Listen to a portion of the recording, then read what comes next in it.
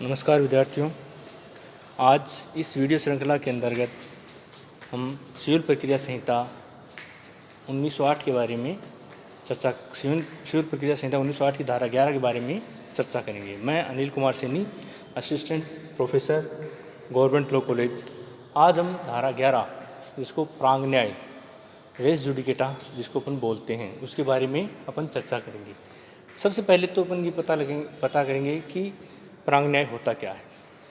तो इसका उद्देश्य क्या होता है, प्रांग न्याय का जो सिद्धांत है उसका उद्देश्य क्या है कि क्यों प्रांग न्याय का सिद्धांत है वो प्रतिपादित किया गया, उसकी क्यों आवश्यकता पड़ी। तो सबसे पहले इसका जो उद्देश्य है वो है वादों की बाहुल्यता को रोकना।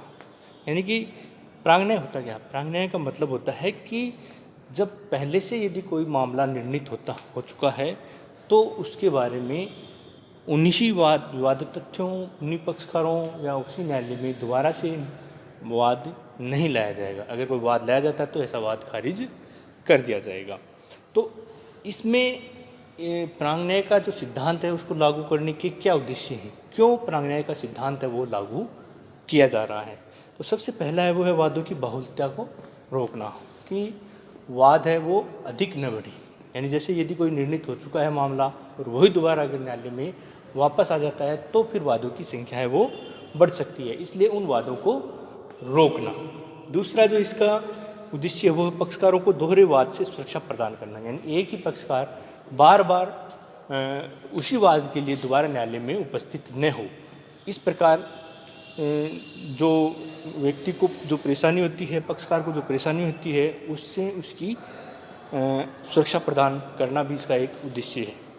अगला जो इसका उद्देश्य है वो है न्यायालय के विनिश्चय को अंतिमता देना। यानी कि पूरा जो निर्णीत मामला है, अगर मान लो मामला चलेगा तो जो पूरा का निर्णीत मामला है उसमें कुछ अलग दिया जाएगा निर्णय और बाद वाले में कोई दूसरा निर्णय दिया जा सकता है। अतः न्यायालय का जो निर्णय है, विनिश्चय है, उसको अंतिमता प्रदान करना ही भी इसका एक उद्देश्य है। अगला जो इसका उद्देश्य है वो है लोक नीति और सामाजिक शांति बनाए रखना। लोक नीति यानी राज्य का हित इसमें है और राज्य की सुरक्षा भी, जो पूर्व अगर निर्णीत मामला है उससे संबंधित दोबारा न्यायालय में निर्णय दोबारा नहीं आए, इसके लिए लोक नीति और सामाजिक शांति को बनाए रखना भी इसका एक महत्वपूर्ण उद्देश्य है प्रांग न्याय का। यानी यह न्याय, साम्य और शुद्ध अंतःकरण के सिद्धांत पर आधारित है। ये जो प्रांग न्याय का सिद्धांत है वह न्याय, साम्य और शुद्ध अंतःकरण के सिद्धांत पर आधारित होता है। अब अपन समझते हैं कि प्रांग न्याय या पूर्व न्याय होता क्या। अगर किसी मामले में सक्षम न्यायालय ने गुणागुण पर अंतिम निर्णय दे दिया है तो वो उन्हीं पक्षों के मध्य उसी विषय वस्तु को लेकर उसी हैसियत में उसी विवादक पर दूसरा दावा वर्जित है। यानी यदि किसी मामले में सक्षम न्यायालय ने गुणागुण पर अंतिम निर्णय दे दिया है तो उन्हीं पक्षों के मध्य, जो पक्षकार पहले वाले मामले में हैं उन्हीं के मध्य दूसरे वाले मामले में उसी विषय वस्तु पर, जिस विषय वस्तु पर पहले निर्णय दिया जा चुका है, उसी विषय वस्तु पर दूसरा निर्णय नहीं दिया जाएगा। अगर दिया जाता है या दोबारा अगर न्यायालय में वाद लाया जाता है तो वो ऐसा वाद है वो वर्जित होगा। यानी उन्हीं पक्षकारों के बीच सक्षम हक के विधि के लिए प्रत्यक्षतः और सारतः समान विवादक तथ्यों पर सक्षम न्यायालय का विनिश्चय पूर्व निर्णीत वाद कहलाता है। पूर्व निर्णीत वाद का मतलब होता है कि उन्हीं पक्षकारों के बीच, जो पक्षकार पहले ही पहले वाले जो निर्णीत मामले में पक्षकार थे वो बीच समान हक के लिए, यानी जो पहले से जो उनका जो उस मामले में हक है उसी हक के आधार पर दूसरे वाले मामले में आते हैं।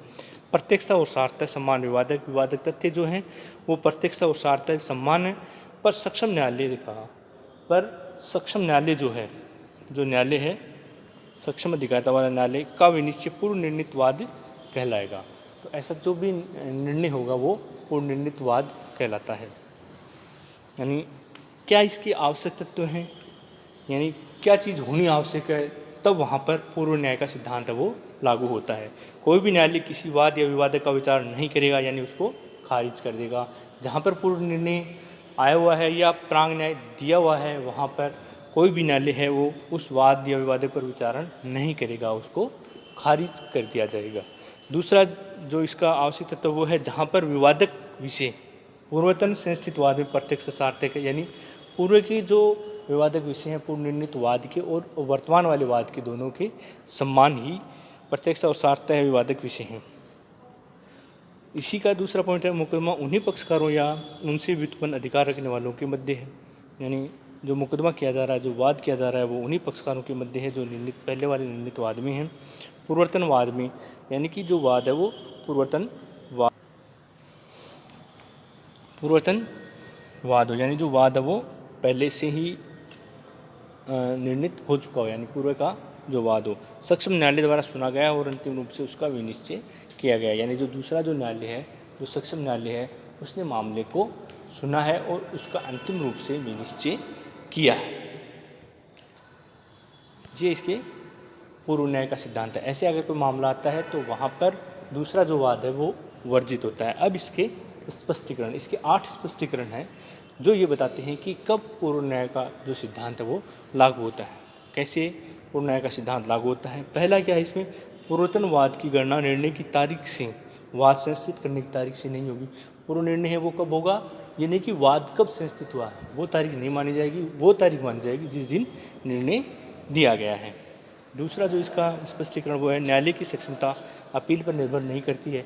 यानी ये जरूरी नहीं है कि जिस समय न्यायालय ने निर्णय दिया वो सक्षम है या नहीं है, या उसकी अपील होती है या नहीं होती है, इसके ऊपर किसी प्रकार का कोई प्रभाव नहीं होता है।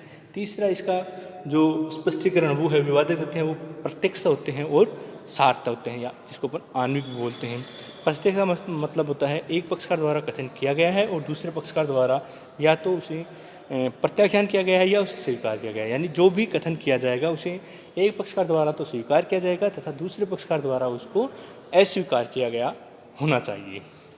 ऐसा दूसरा आणविक है। आणविक के मतलब में होता है कि यदि ऐसा कोई विवादक आधार बनाया जा सकता था किंतु नहीं बनाया गया, यानी वाद जिस समय संस्थित किया जा रहा था उस समय ऐसा कोई विवादक विषय है वो बनाया जा सकता था लेकिन उसको नहीं बनाया गया है, तो आणविक रेस जुडिकेटा था यह समझा जाएगा कि उसे लिया गया। यानी बाद में जब अगर मान लो कि उसको शामिल कर लिया जाता है, उस आधार को शामिल कर लिया जाता है, तो फिर ये माना जाएगा कि उसको पहले ही ले लिया। इसके बारे में वाद भी है स्टेट ऑफ यूपी बनाम नवाब हुसैन का। इस वाद में भी यही कहा गया था कि यदि जहाँ पर कोई आधारभूत जो विवादक है उसको लिया नहीं गया था, लेकिन बाद में जब निर्णय दिया गया था तब उसको ऐसे आधार मानकर उसको ले लिया जाता है, तो वहाँ पर वो आणविक रेस आणविक प्रांग न्याय कहलाता है। अगला जो इसका स्पष्टीकरण वो है, जहाँ पर कोई अनुतोष अव्यक्त रूप से नहीं दिया गया है तो ये समझा जाएगा कि इनकार कर दिया है। जहाँ पर मान लो निर्णय दे दिया गया और वहाँ पर ये कहा गया है कि कोई अव्यक्त रूप से, ये स्पष्ट रूप से कोई भी अनुतोष नहीं दिया गया है, तो फिर वहाँ पर ये माना जाएगा कि उसको न्यायालय ने इनकार कर दिया है। अगला जो स्पष्टीकरण है वो है, जहाँ पर व्यक्ति प्रतिनिधिवाद लाता है, यानी रिप्रेजेंटेटिव यदि सूट लाया जाता है तो वह सभी लोग जिनका हित उस मुकदमे में व्युत्पन्न अधिकार के अधीन है उस पर रेस जुडिकेटा लागू होगा। जहाँ पर प्रतिनिधिवाद लाया जाता है वहाँ पर जो भी उस पक्षकारों से संबंधित होते हैं उन सब पर रेस जुडिकेटा यानी प्रांग न्याय का सिद्धांत है वो लागू होता है प्रतिनिधिवाद में, यानी कि सभी दायी होंगे जो प्रतिनिधि होते हैं। अगला इसका स्पष्टीकरण वो है 7 और 8 है, जिसको सिविल प्रक्रिया संहिता संशोधन अधिनियम 1976 में इसको इन स्पष्टीकरणों को जोड़ा गया है। पहला है 7वां है, इसमें वाद की सभी बातें निष्पादन कार्रवाइयों पर लागू होंगी। यानी जो भी वाद दिया गया है, पूर्व निर्णीत वाद जो दिया गया है, उन सब की जो भी बातें हैं वो सारी निष्पादन कार्रवाइयों पर लागू होती हैं।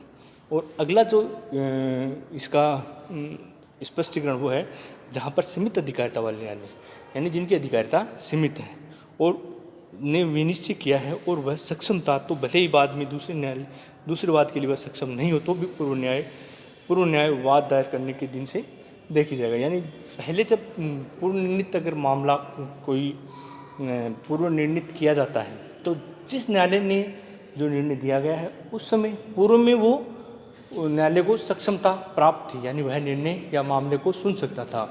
लेकिन बाद में जब बाद में जब दूसरा जो वाद आता है उस समय यदि उस न्यायालय को सक्षम अधिकारिता नहीं है तो फिर ये नहीं माना जाएगा कि उस न्यायालय को सक्षम अधिकारिता नहीं है। जिस दिन वाद संस्थित किया गया था वही उसकी मानी जाएगी। धन्यवाद। तो इस प्रकार से हमने आज प्रांग न्याय का सिद्धांत क्या होता है, क्या इसके आवश्यक तत्व हैं, कब प्रांग न्याय का सिद्धांत है उसको लागू किया जा सकता है, तो उनके बारे में चर्चा की। साथ में हमने उनके स्पष्टीकरण के बारे में भी